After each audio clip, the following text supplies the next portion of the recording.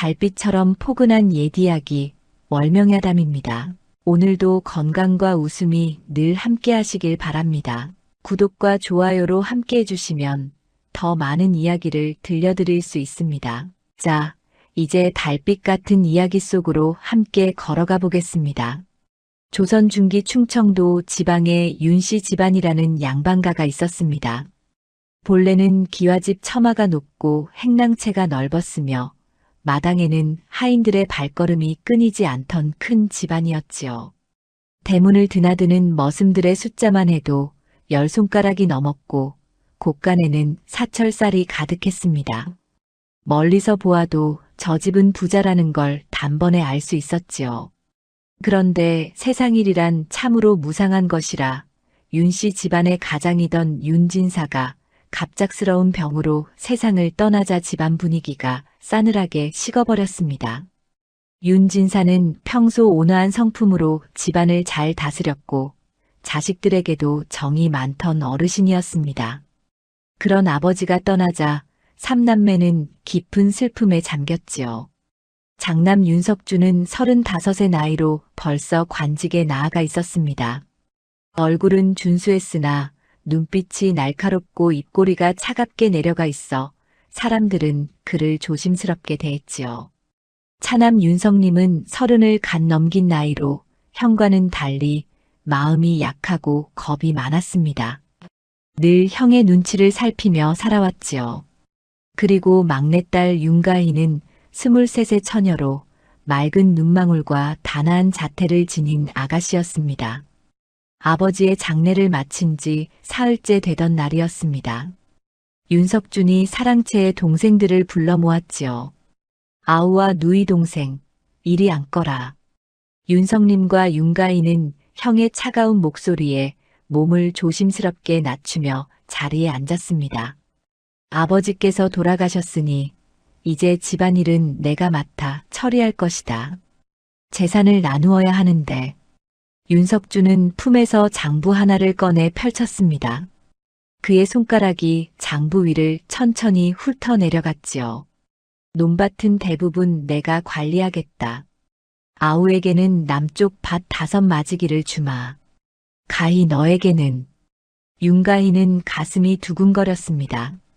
아버지께서 항상 자신을 아꼈던 것을 기억하며 어떤 재산을 남겨주셨을까 조심스럽게 기대했지요. 너에게는 뒷산 초가집 한 채와 여종 서른이를 주겠다. 네, 오라버니, 그게. 윤가희의 얼굴이 창백해졌습니다. 초가집 한 채라니, 그것도 뒷산의 낡은 집이라니. 윤석님도 놀란 표정으로 형을 바라보았지요.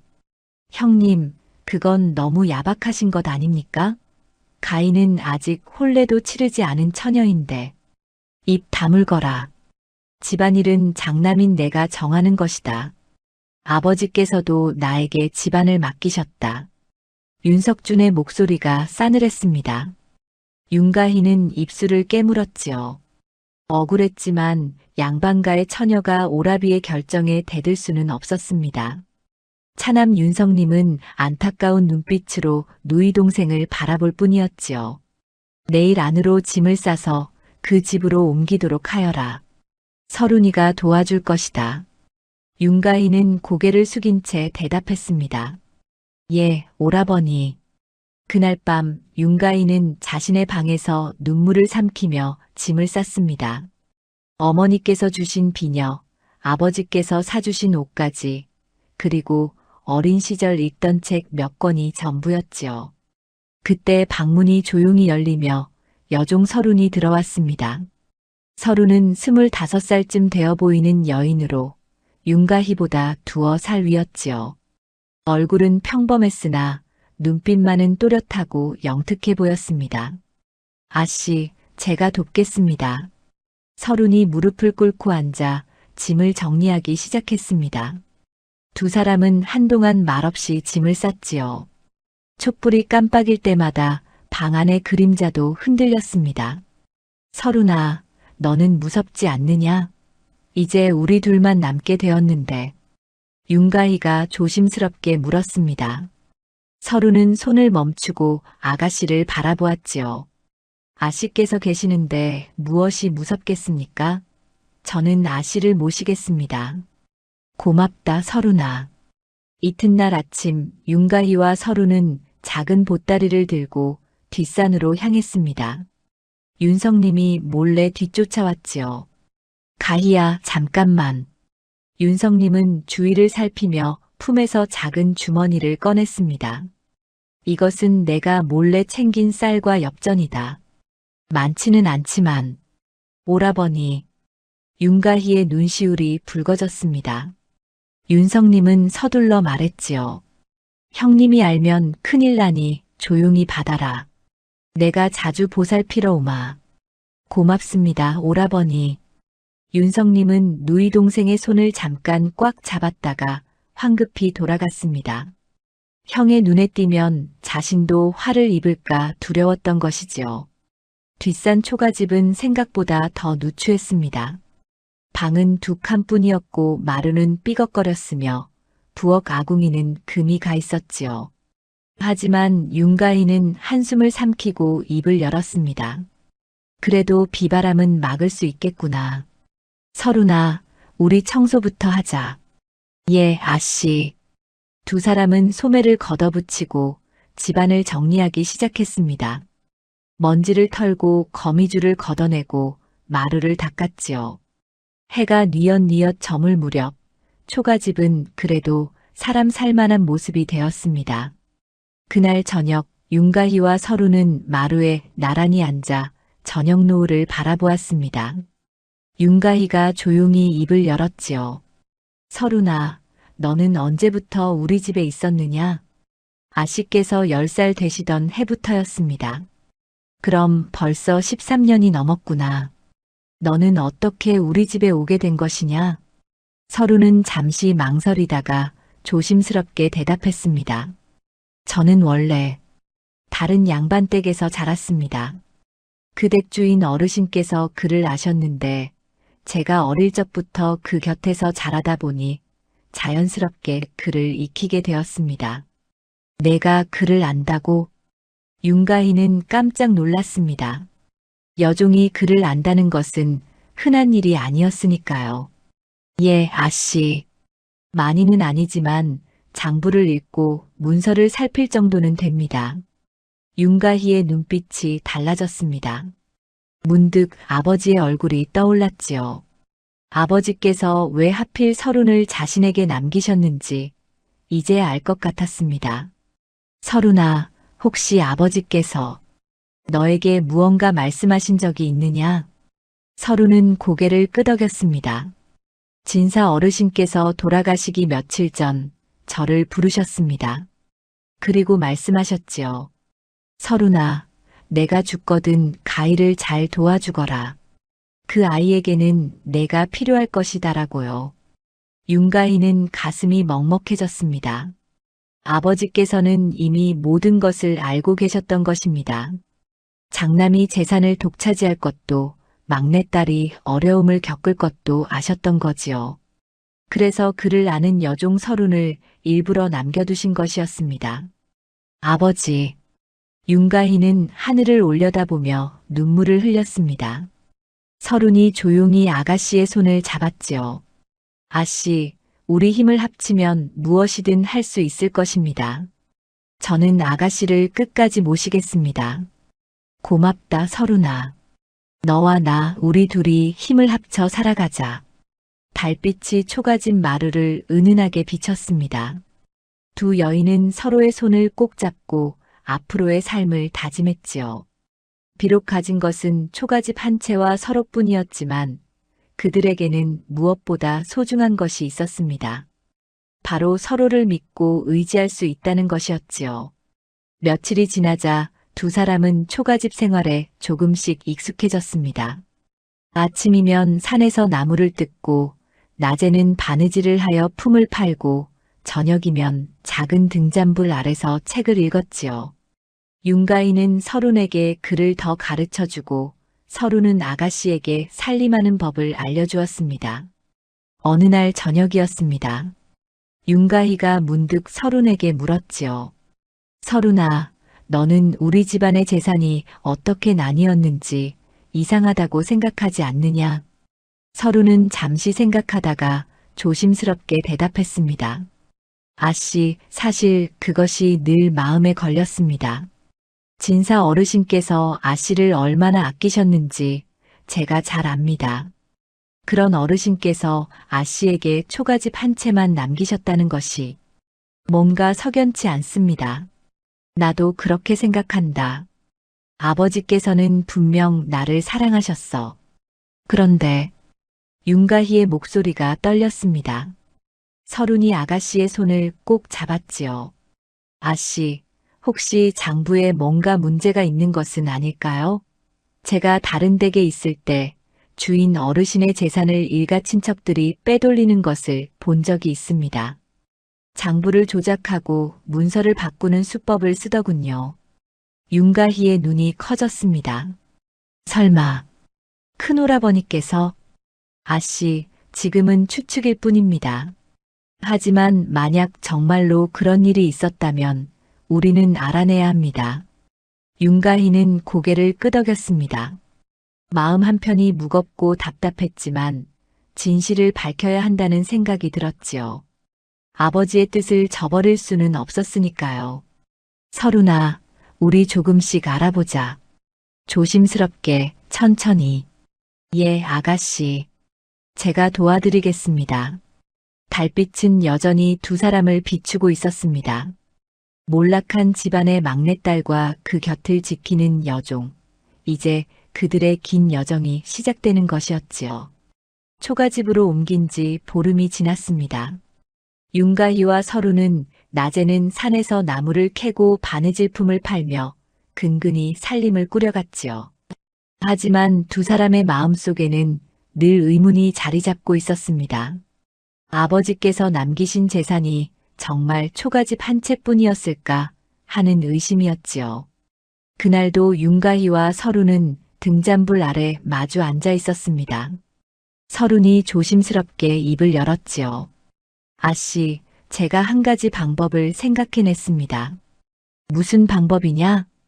옛 주인 댁에서 배운 것인데 재산을 나눌 때는 반드시 관아에 문서를 제출합니다. 그 문서에는 땅의 위치와 크기, 재산의 목록이 적혀 있지요. 만약 큰도련님께서 장부를 조작하셨다면 관아의 문서와 집안의 장부가 다를 것입니다.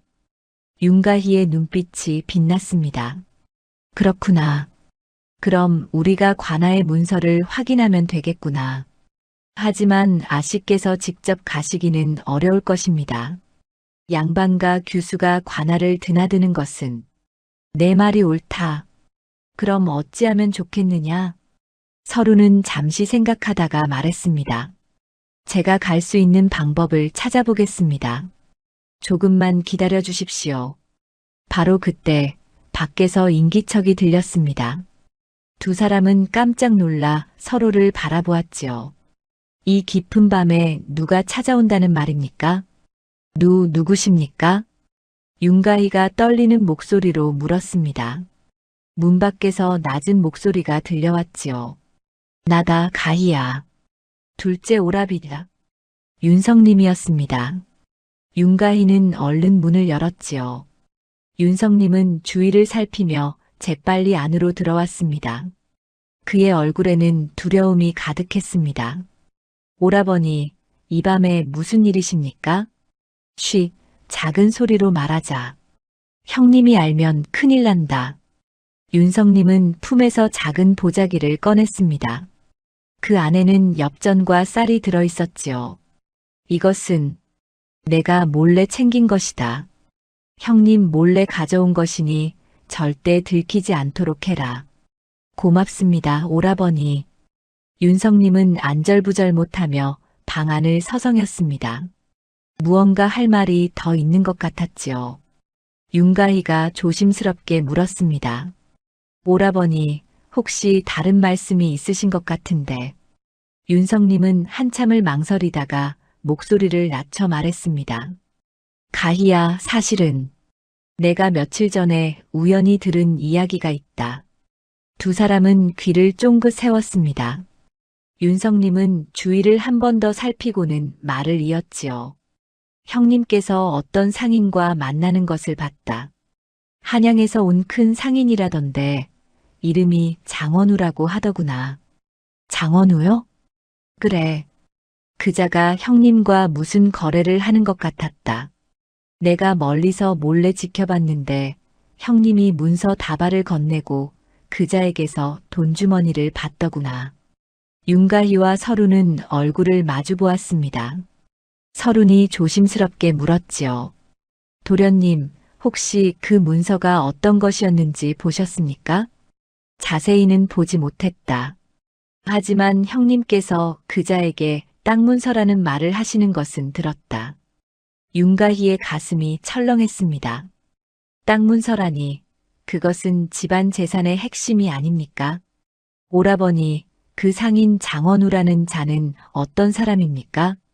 한양에서 큰 상단을 운영한다고 들었다.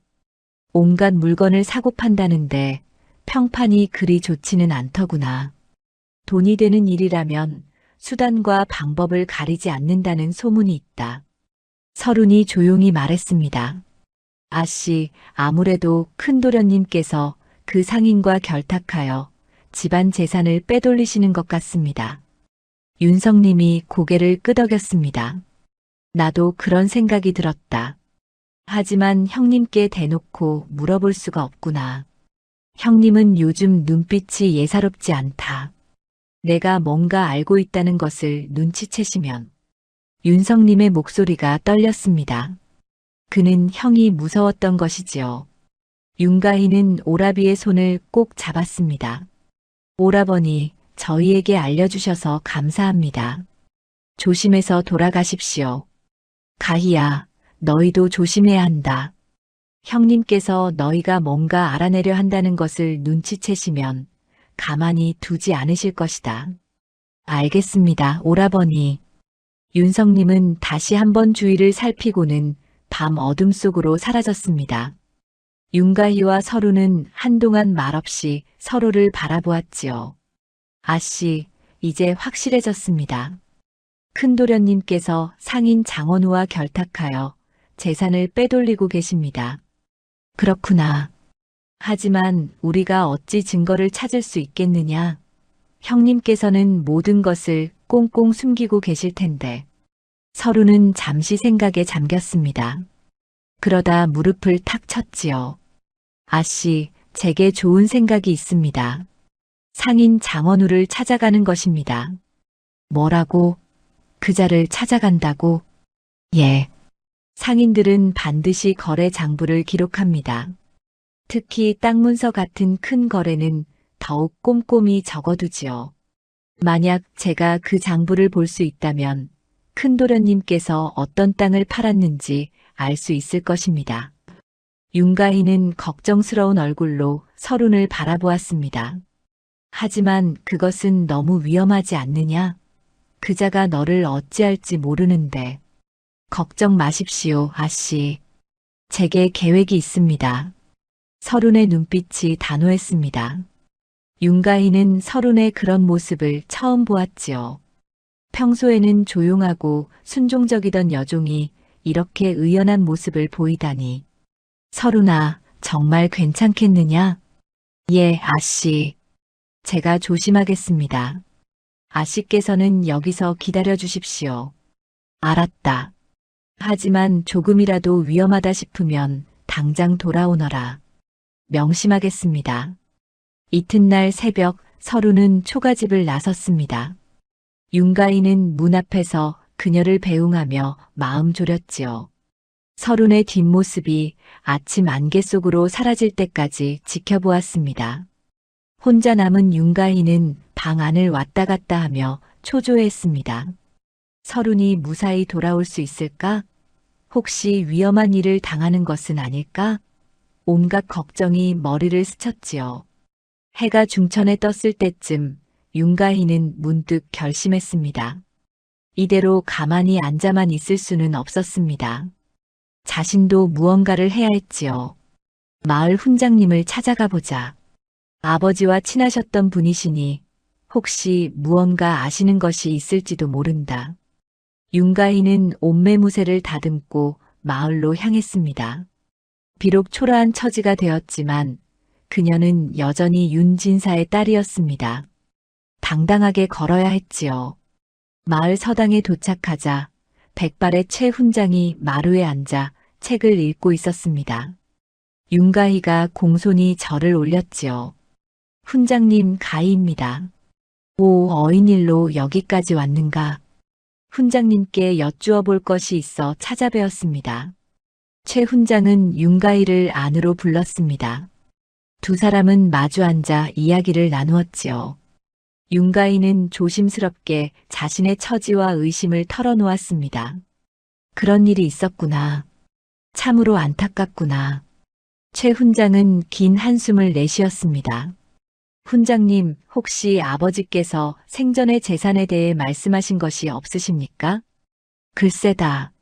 자네 아버지께서는 늘 자식들을 공평하게 대하고 싶다고 하셨지.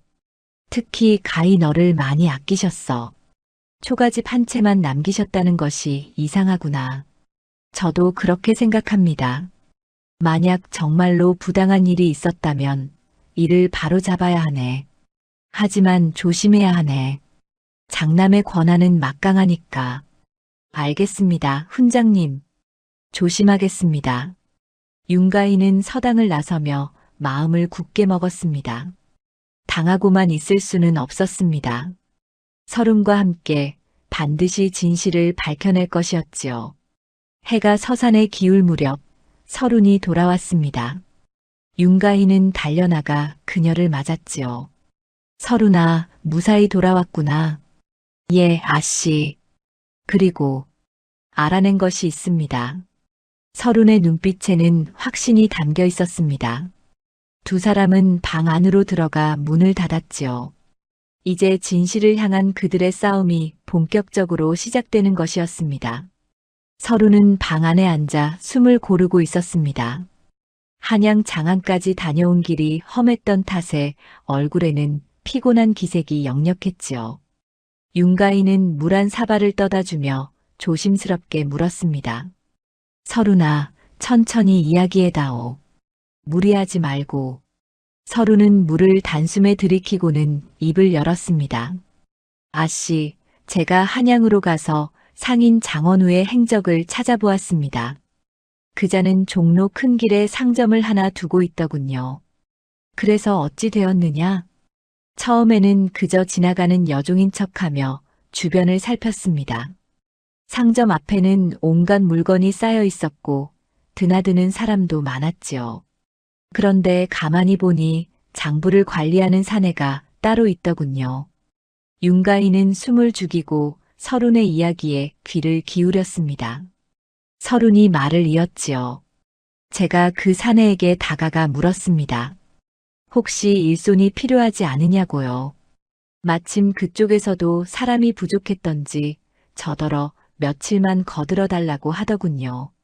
내가 거기서 일을 했단 말이냐? 예, 아씨. 사흘을 그곳에서 허드렛 일을 했습니다. 물건을 나르고 정리하는 일이었지요.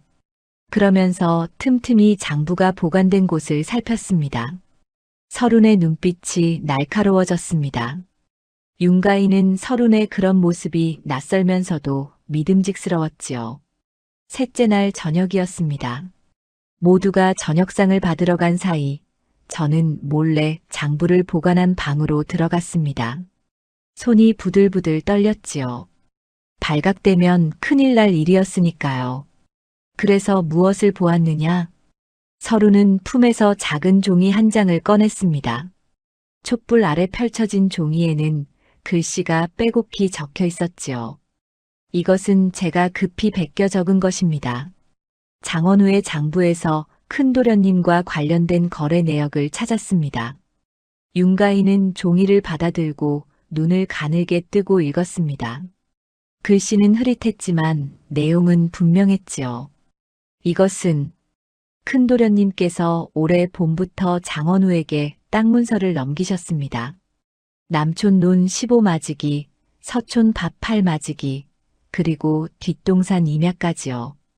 모두 합하면 상당한 재산입니다. 윤가희의 손이 떨렸습니다. 남촌노는 아버지께서 평생 가꾸시던 땅이었습니다. 서촌밭은 어머니의 친정에서 물려받은 소중한 땅이었지요. 그런데 그 모든 것을 큰오라비가 몰래 팔아넘겼다니. 설훈아, 이것이 확실한 증거가 될 수 있겠느냐? 그것이 문제입니다, 아씨. 이것은 제가 몰래 베껴 적은 것일 뿐 정식 문서가 아닙니다. 관아에서 인정받으려면 더 확실한 증거가 필요합니다. 두 사람은 한동안 말없이 앉아 있었습니다. 진실에 한 걸음 다가섰지만 아직 갈 길이 멀었지요. 그런데 아씨, 한 가지 더 알아낸 것이 있습니다. 무엇이냐? 장원우가 장부를 정리하면서 혼잣말로 중얼거리는 것을 들었습니다. 윤날이 댁은 좋은 거래처다. 앞으로도 땅이 더 나올 것이다라고요. 윤가희의 얼굴이 창백해졌습니다.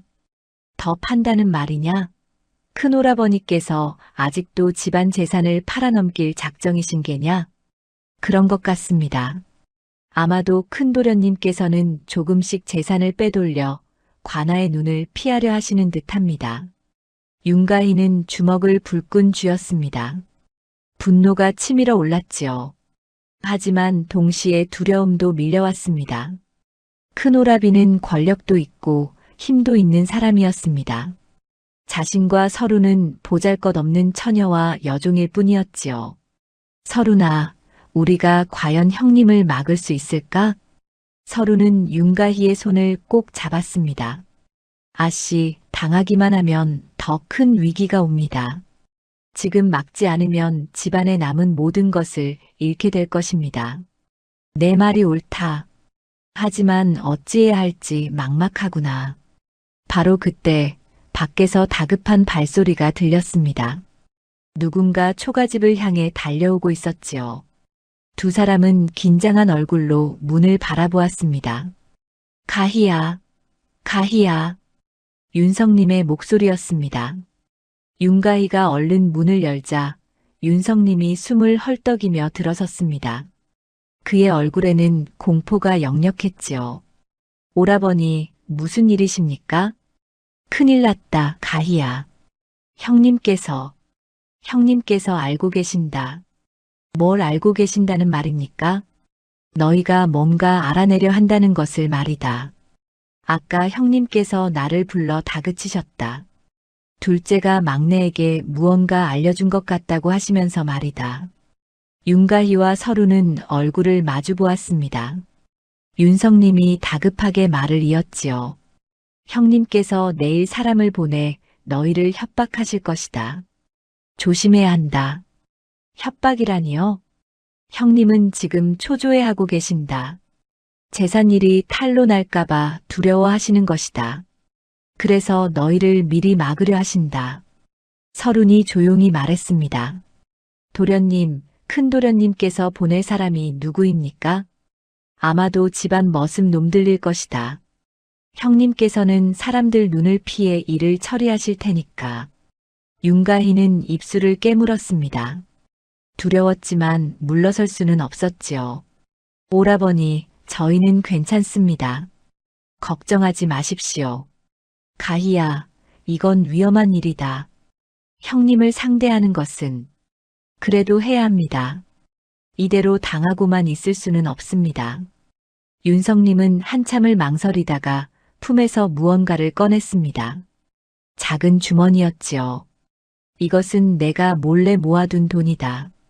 많지는 않지만 혹시 모르니 가지고 있어라. 위급할 때 쓸 수 있을 것이다. 오라버니, 그리고 이것도 가져라. 윤성님은 작은 칼집 하나를 내밀었습니다. 안에는 손바닥만 한 단도가 들어있었지요. 몸을 지킬 수 있어야 한다. 형님께서 보낸 자들이 무슨 짓을 할지 모르니까. 윤가희는 칼을 받아들며 눈물을 참았습니다. 겁 많은 둘째 오라비가 이렇게까지 도와주다니 고마움과 미안함이 한꺼번에 밀려왔지요. 오라버니, 정말 고맙습니다. 조심해라, 가희야. 그리고 서른이 너도. 윤성님은 다시 어둠 속으로 사라졌습니다. 남은 두 사람은 서로를 바라보았지요. 아씨, 내일은 정말 위험한 하루가 될 것 같습니다. 그렇구나. 하지만 우리는 이미 시작했다. 이제 물러설 수 없다.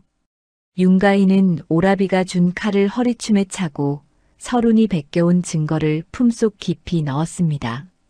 밤은 깊어갔지만 두 사람은 잠을 이룰 수 없었습니다. 내일이면 큰 오라비가 보낸 자들이 올 것이고 그들과 맞서야 했지요. 두려웠지만 윤가희의 눈빛은 흔들리지 않았습니다. 서른도 아씨 곁을 굳게 지키고 있었지요.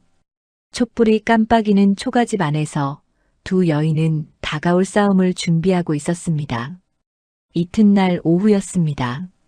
윤가희와 서른은 초가집에서 긴장한 채 기다리고 있었지요. 예상대로 해가 중천에 이를 무렵 3명의 사내가 초가집 앞에 나타났습니다. 모두 윤석준이 거느리던 머슴들이었지요. 윤시댁 따님 계시오? 우두머리로 보이는 사내가 거친 목소리로 불렀습니다. 윤가희는 심호흡을 하고 문을 열었지요. 무슨 일로 찾아오셨습니까? 큰 도련님께서 하실 말씀이 있다 하여 왔소. 잠깐 나오시오. 사내들의 눈빛이 험악했습니다. 윤가희는 서른과 눈빛을 나누고는 밖으로 나섰지요. 서른도 아씨를 따라 나왔습니다. 큰 도련님 말씀이 아가씨께서 쓸데없는 일에 마음 쓰지 말라 하셨소. 집안일은 장남인 도련님께서 다 알아서 하실 것이니 아가씨는 그저 조용히 지내시라는 말씀이요. 그게 무슨 뜻입니까? 더 이상 말 만들지 말고 관하니 마을 사람들에게 헛소리 하지 말라는 뜻이요. 사내의 말투가 점점 거칠어졌습니다. 윤가희는 주먹을 꽉 쥐었지요. 저는 헛소리를 한 적이 없습니다. 다만 아버지께서 남기신 재산이 어찌 되었는지 알고 싶을 뿐입니다. 아가씨, 너무 고집 부리지 마시오. 도련님께서도 아가씨를 해코지하고 싶지 않으시다오. 그러니 순순히. 그때 서른이 앞으로 나섰습니다. 잠깐만 기다리십시오. 아씨께서 여쭈실 것이 있다 하시는데 그것도 안 된단 말입니까? 사내들이 서른을 노려보았지요. 여종 주제에 감히 입을 놀리느냐? 저는 아씨를 모시는 몸입니다. 아씨께서 부당한 대접을 받으시면 제가 가만히 있을 수 없습니다. 사내들은 코웃음을 쳤습니다. 그중 한 명이 서른에게 다가서며 으름장을 놓았지요. 이것들이 정말 말을 안 듣겠다는 게로구나. 그럼 어쩔 수 없지. 사내가 서른의 팔을 붙잡으려는 순간이었습니다. 윤가희가 허리춤에서 단도를 꺼내들었지요. 감히 손대지 마십시오. 사내들이 깜짝 놀라 뒤로 물러섰습니다. 양반집 아가씨가 칼을 들다니 예상치 못한 일이었지요. 아가씨, 그 칼을 내려놓으시오. 위험하지 않소. 저희를 위협하러 온 쪽은 당신들이지 않습니까? 큰오라버니께 전하십시오. 저는 당당하게 진실을 밝힐 것이라고. 사내들은 난처한 표정으로 서로를 바라보았습니다. 무력으로 겁을 주려 했지만 오히려 윤가희의 기세에 눌린 것이지요. 알겠소. 도련님께 아가씨 말씀 전하겠소. 사내들은 투덜거리며 돌아갔습니다. 그들의 뒷모습이 사라지자 윤가희는 다리에 힘이 풀려 주저앉았지요. 서른이 얼른 아씨를 부축했습니다. 아씨, 괜찮으십니까? 괜찮다. 그저 다리가 후들거릴 뿐이다. 윤가희는 떨리는 손으로 칼을 도로 집어넣었습니다. 사실 무척 두려웠지만 물러설 수 없었지요. 서른이 조용히 말했습니다. 아씨, 이제 큰 도련님께서 본격적으로 움직이실 것입니다. 더 이상 물러날 곳이 없습니다. 알고 있다. 그러니 우리도 서둘러야 한다. 그날 저녁 윤가희는 서른과 함께 마을 최훈장을 다시 찾아갔습니다. 서른이 베껴온 장원우의 장부 내용을 보여드리기 위해서였지요. 훈장님, 이것을 보아주십시오. 최 훈장은 촛불을 가까이 당겨 종이를 살펴보았습니다. 그의 얼굴이 점점 굳어졌지요. 이것이 정말이라면 큰일이로구나. 윤 진사께서 평생 모으신 재산이 이렇게. 훈장님, 이것을 가지고 관아에 고할 수 있겠습니까? 최 훈장은 고개를 가로저었습니다. 이것만으로는 부족하네. 이것은 정식 문서가 아니라 베껴 적은 것이니 관아에서 받아들이지 않을 것이네. 더 확실한 증거가 필요하네. 윤가희의 얼굴이 어두워졌습니다. 서른이 조심스럽게 물었지요. 훈장님, 혹시 다른 방법은 없겠습니까? 글쎄, 만약 장원우라는 상인에게서 직접 장부를 받아낼 수 있다면 모를까? 아니면 관아의 토지 문서를 확인하여 명의가 바뀐 것을 증명하든지. 관아의 문서를 확인하려면 어찌해야 합니까? 그것은 쉽지 않네. 아무나 볼 수 있는 것이 아니니까. 하지만 최 훈장은 잠시 생각에 잠겼다가 말했습니다. 내게 아는 사람이 하나 있네. 관아에서 문서를 관리하는 아전인데 자네 아버지와 친분이 있던 사람이지. 그 사람에게 부탁해보면 어떻겠나? 정말이십니까? 그분이 도와주시겠습니까? 장담할 수는 없지만 한번 물어보겠네. 윤 진사의 딸이 억울한 일을 당하고 있다 하면 아마 귀를 기울일 것이네. 윤가희는 훈장 앞에 깊이 절을 올렸습니다. 고맙습니다, 훈장님. 큰 은혜를 입었습니다. 아니네. 나도 윤 진사께 신세를 많이 졌던 사람이네. 이것이 도리지. 초가집으로 돌아오는 길, 윤가희와 서루는 조금 희망을 품게 되었습니다. 최 훈장이 도와주시고 관아의 아전이 협조해준다면 진실을 밝힐 수 있을지도 몰랐지요. 며칠 뒤 최 훈장이 초가집을 찾아왔습니다. 그의 얼굴에는 미소가 번져 있었지요. 가희 아가씨, 좋은 소식이 있네. 무슨 소식이십니까, 훈장님? 관아의 김아전이 도와주겠다고 했네. 윤 진사댁의 토지 문서를 확인해 보니 과연 최근 몇 달 사이에 여러 땅의 명의가 장원우라는 상인에게로 넘어갔더라는구나. 정말입니까? 그런데 문제가 있네. 금형의 이전이 모두 합법적인 절차를 거쳐 이루어진 것으로 되어 있네. 윤석준 도련님이 정식으로 문서를 작성하여 팔았다는 것이지. 윤가희의 얼굴이 다시 어두워졌습니다. 서른이 물었지요. 그럼 방법이 없단 말씀이십니까? 아니네. 김아전이 한 가지 방법을 알려주었네. 만약 그 토지가 원래 유산 분배에서 다른 상속인에게 돌아가야 할 것이었음을 증명한다면 사기로 고발할 수 있다고 하더군. 그것을 어떻게 증명합니까? 아버지의 유언이나 원래 재산 목록을 찾아야 하네. 그것이 있다면 큰도련님이 재산을 독차지한 것이 부당하다는 것을 밝힐 수 있지. 윤가희는 고개를 끄덕였습니다. 아버지의 유언이라면 분명 어딘가에 있을 것이었지요. 문제는 그것이 어디에 있느냐는 것이었습니다. 훈장님, 그것을 찾는 동안 저희가 조심해야 할 것이 있습니까? 큰도련님께서 눈치채지 못하도록 해야 하네. 만약 자네가 증거를 찾고 있다는 것을 알게 되면 모든 증거를 없애버릴 것이네. 알겠습니다, 훈장님. 최 훈장이 돌아간 뒤 윤가희와 서루는 서로를 바라보았습니다. 아씨, 아버님의 유언을 찾아야 합니다. 그것이 어디 있을까요? 아버지께서 평소 귀한 것을 보관하시던 곳이 있었다. 사랑채 뒤편의 작은 사방이었지. 하지만 지금은 큰오라버니께서 그곳을 쓰고 계실 것이다. 그럼 그곳에 들어가야 한다는 말씀이십니까? 윤가희는 천천히 고개를 끄덕였습니다. 위험한 일이었지만 다른 방법이 없었지요. 그렇다. 우리가 직접 그곳에 가서 찾아야 한다. 달빛 아래 두 여인의 그림자가 길게 드리워졌습니다. 이제 그들은 적의 본거지로 들어가야 했지요. 위험천만한 일이었지만 진실을 밝히기 위해서는 반드시 해야 하는 일이었습니다. 달이 구름에 가려진 깊은 밤이었습니다. 윤가희와 서루는 검은 옷으로 갈아입고 조심스럽게 윤씨 집안의 본가를 향해 걸었지요. 마음은 조급했지만 발걸음은 최대한 소리나지 않게 옮겼습니다. 아씨, 정말 괜찮으시겠습니까? 발각되면 큰일 납니다. 알고 있다.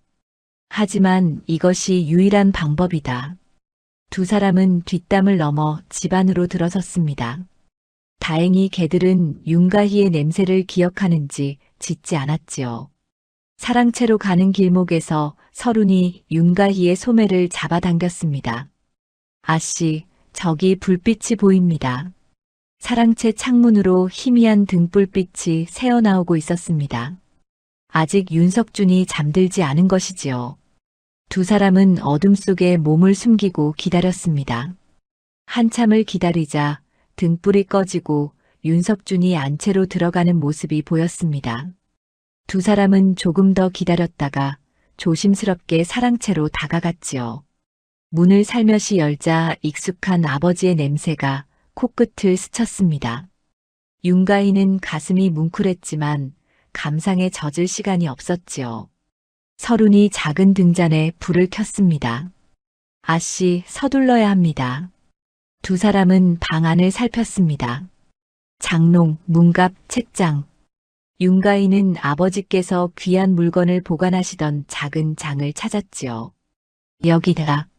아버지께서 늘 이 장에 중요한 것들을 넣어두셨다. 하지만 장에는 자물쇠가 채워져 있었습니다.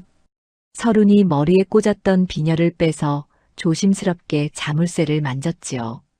찰칵 소리와 함께 자물쇠가 열렸습니다. 어떻게 이런 재주가 있느냐? 예전 주인 댁에서 배운 것입니다. 아씨, 장 안에는 여러 문서와 편지들이 가지런히 놓여 있었습니다. 윤가희는 떨리는 손으로 하나씩 펼쳐보았지요. 토지 문서, 매매 증서, 편지들. 그러다 손이 멈췄습니다. 이것이다. 아버지의 친필로 쓰인 유서였습니다. 촛불을 가까이 대고 읽어내려가자 윤가희의 눈에서 눈물이 흘러내렸지요. 유서에는 분명히 적혀 있었습니다. 장남에게는 사랑채와 논 30마지기, 차남에게는 행랑채와 밭 20마지기, 그리고 막내딸 가희에게는 안채와 남은 재산의 절반을 주라고 명시되어 있었습니다. 결코 초가집 한 채만이 아니었지요. 아씨, 이것이 바로 증거입니다. 서른도 감격한 얼굴로 유서를 바라보았습니다. 바로 그때였습니다. 밖에서 발소리가 들려왔지요.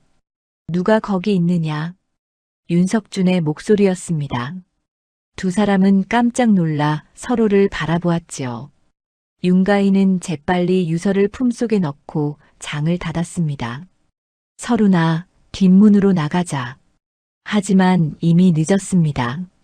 문이 벌컥 열리며 윤석준이 등불을 들고 들어섰지요. 그의 뒤로 머슴 둘이 따라 들어왔습니다. 가희, 내가 어찌 여기 있느냐? 윤석준의 얼굴이 분노로 일그러졌습니다. 윤가희는 똑바로 오라비를 바라보았지요. 제 것을 찾으러 왔습니다, 오라버니. 내 것? 감히 내가 무엇을 내 것이라 하느냐? 아버지께서 남기신 유서를 찾았습니다. 오라버니께서 재산을 속이셨다는 것을 알게 되었습니다. 윤석준의 눈빛이 차갑게 식었습니다. 그 유서를 내놓아라. 당장. 싫습니다. 이것은 제가 관아에 가져갈 것입니다. 이것들이 정말 너희들 저것들을 붙잡아라. 머슴들이 다가왔습니다. 서룬이 윤가희를 감싸며 뒷문 쪽으로 밀어냈지요. 아씨, 먼저 가십시오. 서룬아, 저는 괜찮습니다. 어서 가십시오. 윤가희는 뒷문으로 뛰쳐나갔습니다. 뒤에서 윤석준의 고함 소리와 서룬의 비명이 들려왔지만 돌아볼 수 없었지요. 유서를 지켜야 했습니다. 초가집까지 숨가쁘게 달려온 윤가희는 문을 걸어 잠그고 가슴을 쓸어내렸습니다. 하지만 마음은 불안했지요. 서른이 잡혔습니다. 큰 오라비가 그녀를 어찌할지 몰랐습니다. 새벽이 되자 윤성님이 급히 찾아왔습니다. 그의 얼굴은 창백했지요. 가희야, 큰일 났다. 형님께서 서른이를 가뒀다. 광에 가두고 굶기고 계신다. 뭐라고요? 그리고 내일 아침 관아에 너를 고발하겠다고 하셨다. 도둑질을 했다고 말이다. 윤가희는 주먹을 불끈 쥐었습니다. 오히려 자신을 도둑으로 몰다니 큰 오라비는 끝까지 뻔뻔했지요. 오라버니, 괜찮습니다. 저에게 아버지의 유서가 있습니다. 이것을 관아에 가져가면 모든 것이 밝혀질 것입니다. 윤성님은 여동생의 단호한 눈빛을 보며 고개를 끄덕였습니다. 가희야, 내가 도와주마. 형님께 대적하는 것이 두렵지만 이것은 옳지 못한 일이다. 고맙습니다, 오라버니. 바로 그때 밖에서 시끄러운 소리가 들렸습니다. 마을 사람들이 모여드는 소리였지요. 윤가희가 밖으로 나가자 최 훈장과 여러 마을 사람들이 서 있었습니다. 가희 아가씨, 우리가 왔네. 훈장님, 소문을 들었네. 윤 도련님께서 자네를 모함하려 한다고. 우리는 그것을 가만히 둘 수 없네. 마을 사람들이 하나둘 고개를 끄덕였습니다. 윤가희의 성품을 아는 사람들이었지요. 그녀가 도둑질을 할 사람이 아니라는 것을 모두가 알고 있었습니다. 가희 아가씨, 우리가 증인이 되어주겠네. 윤 진사께서 자네를 얼마나 아끼셨는지 초가집 한 채만 물려주실 분이 아니라는 것을 우리가 증언하겠네. 윤가희의 눈에 눈물이 고였습니다. 이렇게 많은 사람들이 자신을 믿어준다니 가슴이 벅차올랐지요. 고맙습니다. 여러분. 해가 뜨자 윤가희는 최 훈장, 윤성님, 그리고 마을 사람들과 함께 관아로 향했습니다. 손에는 아버지의 유서와 서른이 베껴온 장부 내용을 꼭 쥐고 있었지요. 관아 앞에는 이미 윤석준이 머슴들을 데리고 와 있었습니다. 그는 여동생을 보자 비웃음을 띄었지요. 가희, 내가 끝까지 고집을 부리는구나. 좋다. 오늘 관가 앞에서 내 죄를 밝히겠다. 아닙니다, 오라버니. 오늘 밝혀질 것은 오라버니의 죄입니다. 두 사람은 서로를 노려보며 관아 문 안으로 들어갔습니다. 오랜 기다림 끝에 마침내 진실이 드러날 순간이 다가오고 있었습니다. 윤가희의 손에 쥔 유서가 햇빛에 반짝였지요. 관아의 대청에는 많은 사람들이 모여 있었습니다. 고을 사또께서 높은 자리에 앉으시고 좌우로 이방과 호방이 자리를 잡았지요. 윤석준은 당당한 얼굴로 앞으로 나섰습니다. 사또, 제 여동생 윤가희가 집안의 물건을 훔쳐 달아났습니다. 엄중히 다스려 주시기 바랍니다. 사또께서 윤가희를 내려다보았습니다. 윤가혜? 윤석준의 말이 사실이냐? 윤가희는 무릎을 꿇고 또렷한 목소리로 대답했습니다. 아닙니다, 사또. 저는 도둑질을 한 것이 아닙니다. 제 것을 찾아온 것뿐입니다. 무슨 소리냐? 증거도 없이 함부로 말하는 것이냐? 윤석준이 비웃으며 끼어들었습니다. 윤가희는 품에서 유서를 꺼내 높이 들었지요.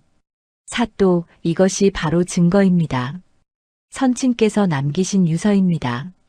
관아가 술렁였습니다. 이방이 유서를 받아 사또께 올렸지요. 사또께서 천천히 유서를 펼쳐 읽기 시작했습니다. 그의 얼굴이 점점 굳어졌습니다. 이것이 정말 윤진사의 친필이냐? 최 훈장이 앞으로 나섰습니다. 그렇습니다, 사또. 저는 윤진사와 오래 교분을 나눈 사람으로 이 글씨가 진사의 것임을 증언하겠습니다. 마을 사람 몇이 더 나와 증언했습니다. 모두 윤진사의 글씨를 알아보는 이들이었지요. 윤석준의 얼굴이 창백해졌습니다. 그것은 오래된 것입니다. 아버지께서 마음을 바꾸셨을 수도 있지 않습니까? 마음을 바꾸셨다는 증거가 있느냐? 사또의 날카로운 질문에 윤석준은 말문이 막혔습니다. 윤가희가 다시 입을 열었지요. 사또 그뿐만이 아닙니다. 큰오라버니께서는 집안 재산을 몰래 한양의 상인 장원우에게 팔아넘기셨습니다. 뭐라고? 그것도 증거가 있느냐? 윤가희는 서른이 베껴온 장부 내용을 내밀었습니다. 사또께서 그것을 살펴보시더니 이방에게 명했지요. 한양에 공문을 보내 상인 장원우를 이곳으로 불러오너라. 그리고 토지 문서를 모두 가져오게 하라. 명을 받들겠습니다. 윤석준이 급히 말했습니다. 사또, 그것은 제가 정당하게 판 것입니다. 장남으로서 집안을 관리하는 것이 무슨 잘못입니까? 정당하게 팔았다면 왜 유서의 내용과 다르게 재산을 분배한 것이냐? 차남과 막내딸의 몫은 어디로 갔느냐? 윤석준은 대답하지 못했습니다. 바로 그때 윤석님이 앞으로 나섰지요. 그는 떨리는 목소리로 말했습니다. 사또, 제가 증언하겠습니다. 너는 누구냐? 저는 차남 윤석님입니다. 형님께서 재산을 속이신 것을 알고 있었습니다. 관아가 다시 한번 술렁였습니다. 윤석준이 동생을 노려보았지만 윤석님은 고개를 돌렸지요. 형님께서는 아버지께서 돌아가신 직후부터 재산 장부를 조작하셨습니다. 저에게도 원래보다 적게 주셨고 가희에게는 거의 아무것도 주지 않으셨습니다. 제가 항의하자 형님께서는 저를 위협하셨습니다. 그래서 너는 가만히 있었단 말이냐? 사또의 질책에 윤석님은 고개를 떨구었습니다. 두려웠습니다. 하지만 이제는 더 이상 침묵할 수 없습니다. 이것은 잘못된 일입니다. 사흘 뒤 한양에서 장원우가 포졸들에게 잡혀 관아로 끌려왔습니다. 그는 윤석준을 보자 원망스러운 눈빛을 보냈지요. 윤도령, 이게 어찌된 일이오? 당신이 정당한 거래라고 하지 않았소? 입 다물거라. 내가 나를 속인 것이 아니냐? 두 사람이 서로를 탓하는 모습을 본 사또께서 호통을 치셨습니다. 조용히 하거라. 장원우, 너는 윤석준에게서 얼마나 많은 땅을 샀느냐? 남촌 논 15마지기, 서촌 밥 8마지기, 그리고 뒷동산 2묘를 샀습니다. 그 땅의 원래 주인이 누구였는지 아느냐?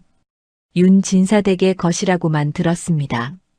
윤석준이 그 땅을 팔 권리가 있다고 생각했느냐? 장남이라 하기에 당연히 권리가 있다고 믿었습니다. 사또께서 장원우에게 유서를 보여주셨습니다. 장원우의 얼굴이 굳어졌지요. 이것을 보아라. 그 땅들은 차남과 막내딸에게 돌아가야 할 것이었다. 너는 부당하게 거래한 것이다. 저는 몰랐습니다. 이방이 토지 문서들을 가져왔습니다. 사또께서 하나하나 살펴보시더니 고개를 끄덕이셨지요. 명백하다. 윤석준, 너는 아우와 누이의 재산을 가로채고 허위 문서를 작성하여 남에게 팔아넘겼다. 이는 중대한 죄이다. 사또, 잠깐만. 입을 열지 마라. 장원우, 너 역시 제대로 확인하지 않고 의심스러운 거래를 한 죄가 있다. 사또께서 노쇠 막대기를 내리쳤습니다. 윤석준은 재산 사치와 문서 위조의 죄로 곤장 50대에 처하고 부당하게 취한 재산은 모두 원래 주인에게 돌려주도록 하라.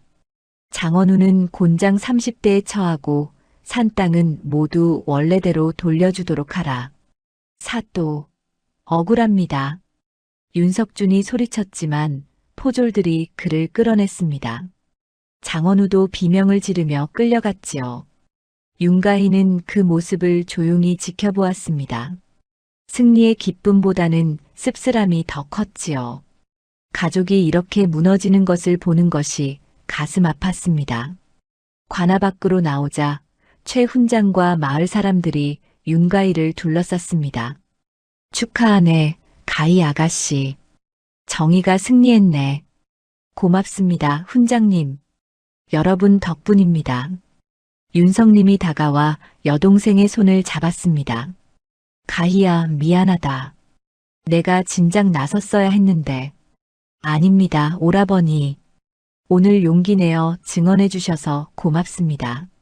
바로 그때 머슴 하나가 달려왔습니다. 아가씨, 서른이를 풀어드렸습니다. 지금 약방으로 모시고 갔습니다. 윤가희는 급히 약방으로 달려갔습니다. 서른은 상처투성이 얼굴로 누워 있었지만 윤가희를 보자 미소를 지었지요. 아씨, 이기셨습니까? 그래, 서른아. 우리가 이겼다. 두 사람은 손을 맞잡고 눈물을 흘렸습니다. 긴 싸움이 끝났습니다. 윤씨 집안의 명예가 회복되었고 부당하게 빼앗긴 재산도 돌아오게 되었지요. 해가 서산에 지고 있었습니다. 윤가희는 창밖을 바라보며 생각했습니다. 이제 새로운 시작이었습니다. 아버지께서 남겨주신 유산을 지켜냈으니 이제는 바르게 살아가는 것만 남았지요. 한 달이 흘렀습니다. 관아의 판결대로 재산이 정리되었고 윤가희는 아버지께서 남기신 안채와 땅을 되찾았지요. 윤석주는 곤장을 맡고 먼 고을로 유배를 떠났고 장원우는 벌금을 물고 한양으로 쫓겨났습니다. 윤가희는 안채로 돌아왔지만 마음이 편치 않았습니다. 큰오라비가 저지른 일은 용서하기 어려웠지만 그래도 한 핏줄이 벌을 받는 것을 보는 것은 괴로웠지요. 아씨, 생각이 많으신 것 같습니다. 서른이 차를 따라주며 조심스럽게 말했습니다. 윤가희는 고개를 끄덕였지요. 서른아, 우리가 한 일이 옳은 일이었을까? 물론입니다, 아씨. 부당한 것을 바로잡은 것뿐입니다. 그래도 가족이 뿔뿔이 흩어지고 말았구나. 서른은 윤가희의 손을 가만히 잡았습니다. 아씨, 진정한 가족이라면 서로를 속이지 않습니다. 큰도련님께서 먼저 가족을 저버리신 것입니다. 윤가희는 창밖을 바라보았습니다.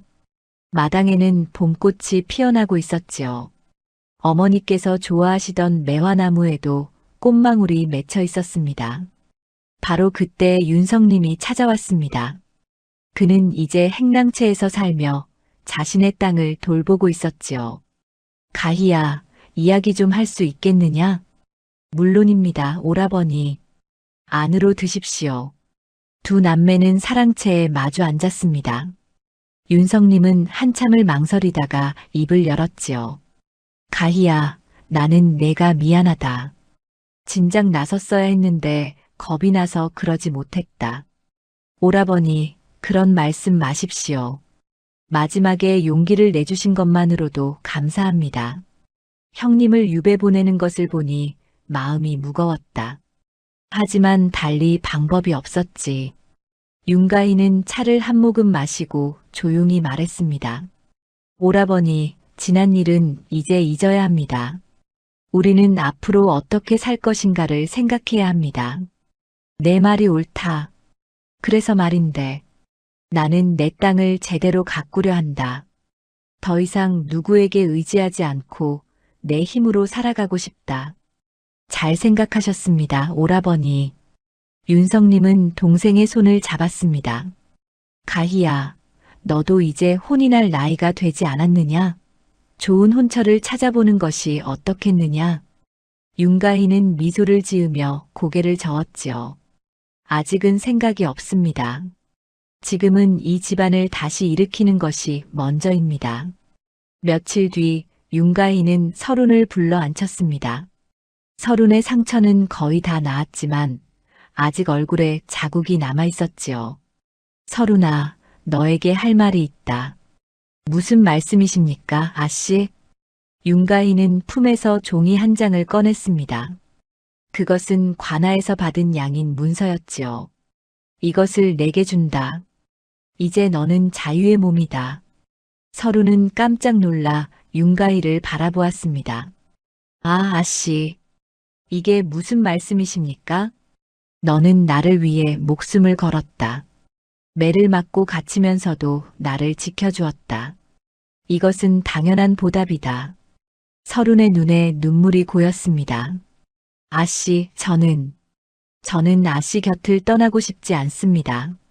나도 내가 떠나길 바라지 않는다. 하지만 이제 너는 종이 아니라 자유인으로 내 곁에 있어야 한다. 그것이 옳은 일이다. 서루는 양인 문서를 받아들고 한참을 말없이 바라보았습니다. 자유라는 것이 무엇인지 이제야 실감이 났지요. 아씨, 제가 자유인이 되었다 해도 아씨를 모시고 싶습니다. 이제는 종으로서가 아니라 벗으로서 함께하고 싶습니다. 윤가인은 서른의 손을 꼭 잡았습니다. 고맙다, 서른아. 너와 함께라면 무엇이든 할 수 있을 것 같다. 두 사람은 마주보며 미소를 지었지요. 신분의 차이는 사라졌지만 마음의 끈은 더욱 단단해졌습니다. 계절이 바뀌어 여름이 왔습니다. 윤가인은 되찾은 땅을 돌보며 집안을 다시 일으키기 시작했지요. 서른과 함께 장부를 정리하고 농사일을 감독하고 마을 사람들과 교류했습니다. 어느 날 저녁 최 훈장이 찾아왔습니다. 가희 아가씨, 좋은 소식이 있네. 무슨 소식이십니까, 훈장님? 자네의 이야기가 이웃 고을까지 퍼졌다네. 부당함에 맞서 싸운 용감한 처녀라고 말이야. 많은 사람들이 자네를 본받고 싶어 한다네. 윤가인은 쑥스러운 듯 고개를 숙였습니다. 제가 한 것은 당연한 일일 뿐입니다. 아니네. 당연한 일을 행하는 것이 가장 어려운 법이지.